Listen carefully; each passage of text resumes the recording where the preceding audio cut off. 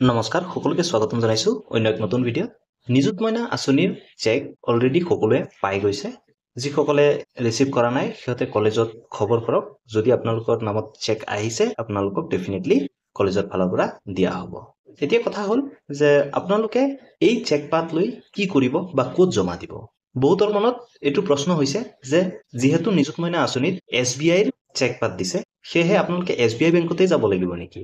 তো এই সন্দৰ্ভত মই আপোনালোকক এই ভিডিঅ'ত ক্লিয়াৰিফাই কৰি দিম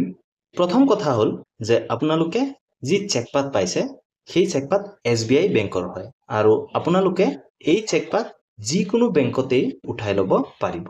আৰু দ্বিতীয় কথাটো হ'ল যে আপোনালোকে ক'ত যাব এই চেকপাত লৈ আৰু আপোনাৰ পাছবুক আধাৰ কাৰ্ড আৰু পেন কাৰ্ড বা ভোটাৰ আইডি যদি আপোনালোকৰ আছে সেইবিলাক লৈ আপোনালোকে যোন বেংকত আপোনালোকৰ একাউণ্ট আছে সেই বেংকত যাব গৈ এখন ডিপোজিট ফৰ্ম ল'ব ডিপোজিট ফৰ্ম আপোনালোকে ধুনিয়াকে ফিল আপ কৰিব ভুল নোহোৱাকে তাৰ পিছত আপোনালোকে এই চেক পাতৰ সৈতে গাঠি সেই বেংকত জমা দি দিব এতিয়া বহুতৰে SBI একাউণ্ট আছে কাৰোবাৰ PNB ত একাউণ্ট আছে কাৰোবাৰ আসাম গ্ৰামীণ বিকাশ বেংকত একাউণ্ট আছে কাৰোবাৰ ইণ্ডিয়ান পোষ্ট পেমেন্ট বেংকত একাউণ্ট আছে কাৰোবাৰ বেংক অফ ইণ্ডিয়াত একাউণ্ট আছে কাৰোবাৰ কানাডা বেংকত আছে সকলোৰে বেলেগ বেলেগ বেংকত একাউণ্ট আছে আপোনালোকে যোনখন বেংকৰ ডিটেইলছ নিযুত মইনা আঁচনিত আবেদন কৰাৰ সময়ত দিছিলে সেই বেংকত যাব গৈ যদি আপোনালোকৰ KYC ঠিকে আছে তেনে ক্ষেত্ৰত আপোনালোকে অকল ডিপোজিট ফৰ্মখন ফিল আপ কৰিব আৰু লগতে চেক পাত দি জমা দি দিলে দুদিনৰ ভিতৰতে আপোনাৰ একাউণ্টত পইচাটো সোমাই পৰিব সেই ডিপোজিট ফৰ্ম আপোনালোকে কেনেকৈ ফিল আপ কৰিব লাগিব মই অলৰেডি দুটা ভিডিঅ' দিছো এটা ষ্টেট বেংক অফ ইণ্ডিয়াৰ যে ডিপোজিট ফৰ্ম সেইখন কেনেকৈ আপোনালোকে ফিল আপ কৰিব